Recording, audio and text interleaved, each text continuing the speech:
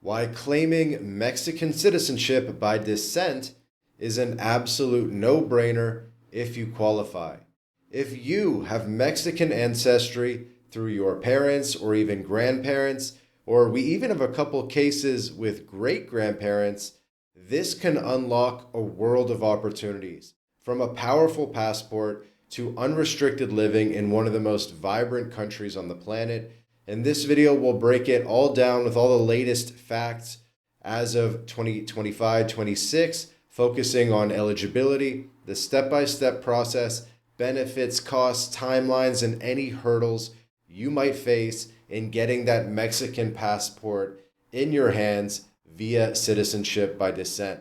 So let's get right into it. First off, understand that Mexican citizenship by descent isn't some complicated investment scheme or residency grind. It's your birthright under Mexican law if you have the right lineage. Mexico follows the principle of jus sanguinis, meaning citizenship by blood.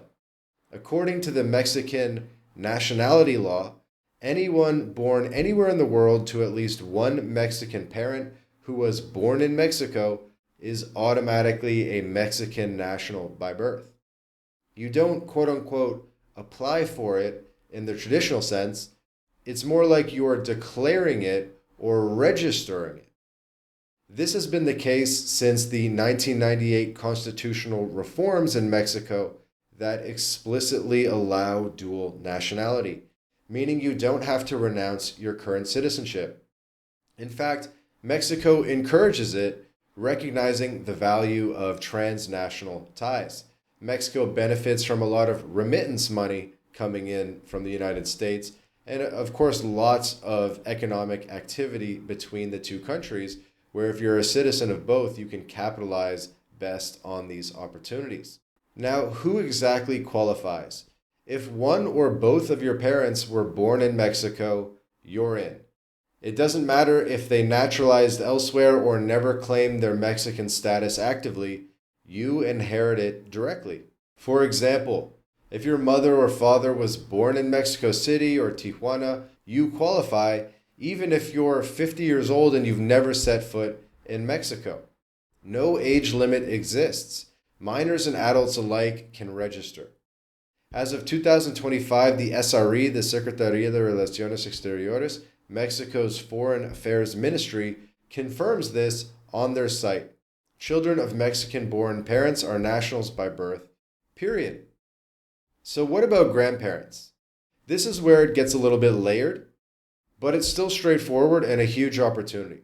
If your parents were born outside Mexico, but your grandparents were Mexican-born, your parent can first register their own Mexican nationality by descent, and then you can do the same based on them. It's a chain. Prove the grandparent's birth in Mexico, register the parent, then register yourself. This isn't unlimited generations in the sense that it really helps. It's like it will be unlimited generations in the future, but it's not retroactively unlimited generations. You typically need to register someone that's still alive. So part of this strategy with grandparents or great-grandparents relies on everybody being alive so that they can be registered and then register the next generation, as it's a little bit difficult to do retroactively. And by the way, I know it's starting to get a little bit complicated, and I thought I'd mention that MyLatinLife, we're a full-scale immigration and citizenship consultancy. Mexico is one of our most popular countries for residency, citizenship by naturalization, and citizenship by descent. We do a lot of citizenship by descent cases for entire families. So if you feel like you need a bit of help, there's a link in the description to this video where you can book a call with us, get on our calendar, be speaking with us right away as early as this week, and we can help work with you on your situation, put some Mexican lawyers on the case, and ultimately get that passport, that citizenship in your hands for you and your entire family. Importantly, Mexico doesn't require the parent to have been a citizen at the time of your birth in a retroactive way. It's about proving the bloodline. And if you're adopted children of Mexican nationals can qualify too, as long as the adoption was legal and recognized. There are some caveats there. For adoption cases, there's usually something there in terms of getting Mexican citizenship. It's just a little bit different for everybody, but certainly we can help you with your case. Now let's talk about eligibility extending to great-grandchildren in rare scenarios. This can potentially happen. We've seen it with clients in the US, where the key is if your grandparents are still alive. So if the great-grandparent was born in Mexico and the grandparent is still alive, then you can register that grandparent as Mexican. And then once they're registered, then you can register the parent and the children and all the generations. So it really starts with that grandparent whose parent was born in Mexico still being with us and being at least a little bit involved in the application process, and then you can do all the subsequent generation. Okay, so you qualify. How do you get it? The process is bureaucracy heavy, but it's doable. And it's way simpler than naturalization paths in other countries. And the benefit is there's no physical presence requirements in Mexico. You don't even have to go to Mexico necessarily to complete this process. If you don't go to Mexico, it can be helpful to have a team in Mexico that can help obtain the documents you need from Mexico. But other than that, you never really need to go to Mexico in this process. A lot of it can be done remotely through the consular system. So the steps, you're going to gather your documents. You're going to need original birth certificates, apostilled, ideally marriage certificates, death certificates, proof of entry into the United States, baptismal records, old passports, both US and Mexican. So all these different documents, it depends on how many generations we're talking about here. And for minors, are we getting kids involved? So it's the documents look a little bit different for everybody, but the most important documents are those that come from Mexico. Everything else is relatively easy to get. So really the gold standard here is making sure that your Mexican documents are on point, and then you can build the rest of the case around that. Once registered, once you've been recognized as a Mexican citizen, you can then apply for your Mexican passport. This can be done at the same consulate or SRE offices, and you'll show your new Mexican birth certificate. Forgot to mention that you're going to get a Mexican birth certificate even if you weren't born in Mexico. Might sound counterintuitive, but that's how they do it in Mexico. So you'll get a Mexican birth certificate, and then with that and your other Mexico citizenship paperwork, you're going to be able to order your Mexican passport.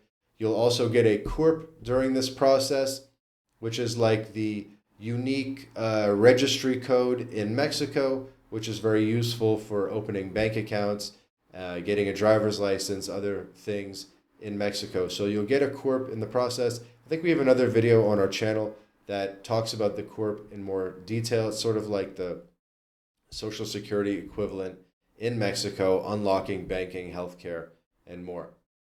So you're probably wondering about timeline. The total timeline from document gathering to passport in hands is about 3 to 6 months if straightforward. We have had clients do it in less than 30 days if you're really on the ball with documentation and you're flexible in terms of appointment scheduling, but really more like 3 to 6 months is more typical for what we are seeing. It depends on the complexity of your case as well. Compared to citizenship programs elsewhere, this is an absolute no-brainer. You know, if you want to get citizenship by investment somewhere, you're looking at least $100,000, upwards of $250,000 or more. Whereas citizenship by descent, it's definitely the most cost-effective path to a second passport, where you're just looking at a couple $1,000s in lawyer fees, and then you're going to get passports for your entire family. So this is the most no-brainer path to getting citizenship for your entire family. You don't have to live there a certain amount of time. You don't have to pay into the tax system. You don't have to do all these different requirements that are often required for other pathways to Mexican citizenship. But citizenship by descent is a clear path. It's an absolute no-brainer. Whether it's Mexico or some other country, we always tell people get every citizenship by descent that you are entitled to. Explore every opportunity for citizenship by descent, whether it's Argentina, El Salvador, Honduras, Mexico, Spain, Ireland, Italy. You need to explore those opportunities. And for people with Mexican heritage, Mexican descent, this is a no-brainer because the benefits are massive. So first, benefits-wise, you're going to get that passport, which is ranked 24th globally on the Henley Passport Index, visa-free or visa on arrival to 159 countries. It's actually an excellent quality passport. That gives you the Schengen area, Japan, South Korea, most LATAM countries, the UK, Canada with an ETA. So even places like Turkey and the UAE, you get visa-free Dubai. So it complements a US or Canadian passport perfectly, offering a backup as well as a little bit of additional visa-free privileges that the US and Canada don't have. The second big benefit is unrestricted living and investing in Mexico. You can invest in coastal real estate as a citizen without having to create a trust structure, what's called a fideicomiso. If you want to buy coastal real estate in Mexico, most people don't realize this, there's something called the restricted zone where non-citizens cannot buy in the restricted zone directly, and they have to create this fideicomiso trust costing thousands of dollars, whereas Mexican citizens can own that property directly without the need for a trust. Tax-wise, dual citizenship is neutral. Mexico taxes residents on worldwide income, but non-residents only get taxed on their Mexican source income. So if you're not a resident of Mexico, if you keep living in the US or living abroad, living outside of Mexico, Mexico is not looking to tax you. They only tax their residents, people who are spending, the majority of the year in Mexico. It's a residency-based tax system, just like Canada and Europe. So it's different from the US. The US has citizenship-based taxation. Mexico has residency-based taxation. There might even be some people that would claim Mexican citizenship and then renounce US citizenship, and then they just have Mexican and they're in a residency-based system, and then they go and get residency elsewhere like Panama or Paraguay or something, and now they could potentially get their taxes down to zero taxes through renunciation of US citizenship. So that's another kind of benefit of dual citizenship, is at least it gives you the option to renounce if you like to. Not that we recommend that, but it's, intellectually interesting to explore the idea, and that might appeal to some people out there. In summary, if you have that Mexican parent or grandparent link, claiming citizenship by descent is a low cost, relatively quick, and packed with lifelong value. It's not just a passport, it's freedom, security, heritage, it's a legacy that you can pass on to your kids and future generations. So don't sleep on it. Start gathering your documents today. You never know when they're going to change the rules on these things. So get that citizenship now while you qualify, and it's easy. Remember, you can book a call with us. There's a link in the description where you can book a call, get on our calendar, and speak with us right away. And if you learned something in the video, please like the video, subscribe, and we'll see you in the next video.